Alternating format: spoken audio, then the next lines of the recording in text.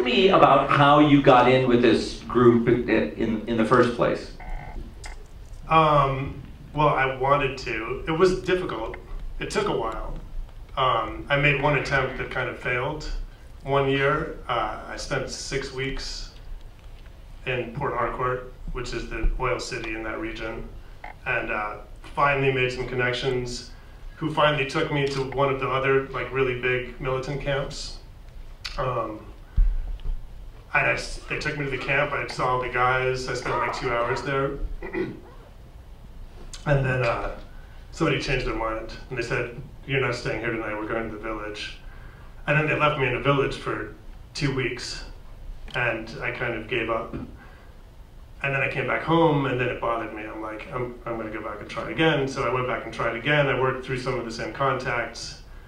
And actually when I went back the second time, having developed the contacts, the same morning I arrived in Port Harcourt, they took me to a STFdocs camp, which was like quicker than I was ready for. And I just kind of got thrown in. But it was cool. And then, once I had that degree of access, it's kind of a matter of just like hanging out with them. Like what I was probably the first, maybe the only journalist, filmmaker who's ever lived with them. People have visited before, they'll go for 2 hours, 3 hours. You see that kind of thing, you know, when they did the press conference, they put on their masks. But then there's the process of just hanging out, sharing the same conditions, living with them. It's really uncomfortable in the camp. It's really hot, it's really humid. There's bugs that bite. It's just hot and it gets really boring. And talk to me just about the conditions of filming. I mean, you've got gear that requires batteries to be recharged and... The guy that took me, this was my big fear. Because yeah, you need electricity to do this kind of film. But you were shooting on tapes. I was shooting on cards. You were shooting, but very expensive cards, and so I only had so many. So not only did I have to charge my batteries, I had to download the footage to my laptop every night, and erase the cards, reuse the cards. So I was really worried about that. Like, what if I succeed? I get through all this difficult challenges. I get there, and then I can shoot for like 2 days because I'm out of batteries. But when I got there, they were like, they welcomed me. We were sitting at a table, and these guys brought us cold beers. And I wasn't really, I'm like, oh, cold beer, that's nice. But the guy that brought me there was like, Andy, you know what that means? I'm like, cold beer. He's like, no, they've got electricity, they've got generator power. So they have generators. And fuel is very cheap because there's so much of it there. Talk to me about the infrastructure of people who work with you, fixers or others. This I worked 2 months, 1 year. Then the first 3 months I was here, the second year, I didn't have a fixer. They speak English or to varying degrees. English is the official national language. Not everybody speaks English, they speak Pidgin English. And then there's 200 native languages. But so I didn't totally need a translator to get by. So I worked for 3 months without a fixer or a translator. It was just me. And some, like I said, contacts who helped me get there. But once I got to Teke's camp, it was just me and the guys. And then after 3 months, I was like, I need the language, there is a bit of a language barrier, so I found a guy to work with me. And can you explain the circumstances that got you put in jail? The ultimate circumstances are, I was in Port Harcourt, and there's sort of a port called Nembe Waterside, which is, it's like if you can imagine a bustling seaport, where there's like, the army's there, the police are there, the bad guys are there, all the black market trade is going there. It's the access point to the creeks, which is where the militants have their camps. It's like a really colorful, exciting place, and I kept wanting to film there. People said, you can't film there, it's too touchy, there's bad guys, police, everything. But finally I tried one time, and I ended up talking, there was like a commander in charge, and and I told him what I was doing. He said, well, I can't give you permission, but it's also not in my authority to tell you you can't do it. And then I bought beers and gave him an extra $20. I'm like, buy beers for you guys. And I filmed there on 3 occasions. And then one time I was filming there, and a plainclothes army, like intelligence guy, came over and said, stop filming, you have to come with us. And then it's a long story of what happened from there. But those are the circumstances. So when I was in camp, I was actually pretty safe. It's sort of the crossing the lines situation where it's a little bit risky. And what was it like getting your material out of the country? I set it up like every 2 weeks. I would back up hard drives, little portable hard drives, and they have a UPS office that I just send it back.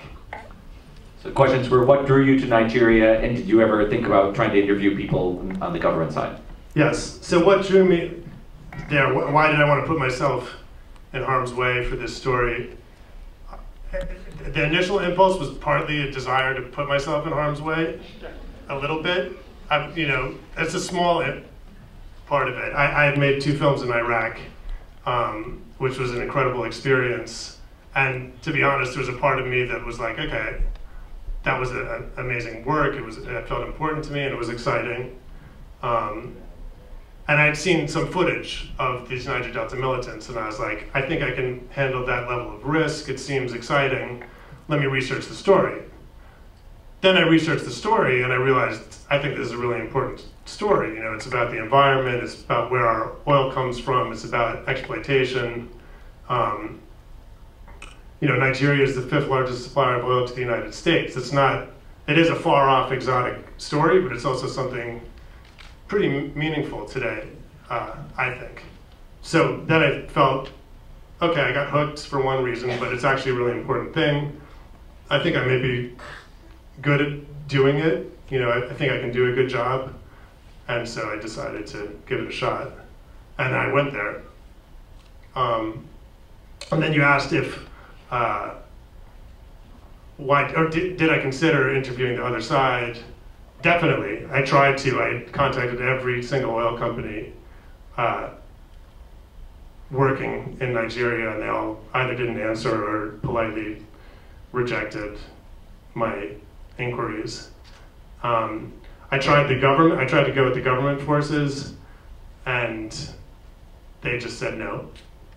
So that kind of made my choice for me. And just last thing, I also don't feel like I don't feel like as a filmmaker I'm obligated to, there's different approaches to making a film, and my main desire was actually to just document the experience of, what is it like to live in the Niger Delta, what's it like to be a Niger Delta militant, all those things. And that's kind of the type of film I prefer to make, and so that's what I did. After you were expelled from the country, you made many attempts over a long period of time to go back that I think were unsuccessful. To what extent are you able to stay in touch with some of the people that you made contact with? Facebook. I'm friends with them some of them on Facebook. That's the main way. But I still have phone numbers. I'm not in touch with them all the time, but everybody has a cell phone. No, I lost a lot of phone numbers. I lost a lot of the phone numbers when I was arrested because they told me they were going to use all the information they got from me to go after these people, the militants, any of my contacts, which is devastating as a journalist. You build trust, you get people to agree to talk to you, and then your job is to protect your source. And they just said, we're going to use all the information we get. So I had this one opportunity to get my phone. They had taken my phone, but I was being transferred from one place to another, and they were doing the inventory, and they had me hand them everything. And I didn't want them to get my phone number, so I pulled the SIM card out. And then I was so tired, it's like I'd seen too many spy movies or something. And the guy in front of me had been strip searched. So I'm like, what do I do with the SIM card? I put it in my mouth. I'm like, what if they search my cavities? So I like tried to swallow it, and it went halfway down, and then I like threw it up back into my mouth. I'm like, I gotta do it. I gotta protect these guys. You know, I was deluded. I was like, hadn't slept in 30 hours, and so I managed to swallow it. So I lost a bunch of phone numbers. It didn't work later? That's what I'm thinking. It's gonna come. I'm gonna be able to use it again, like in movies. I never found it.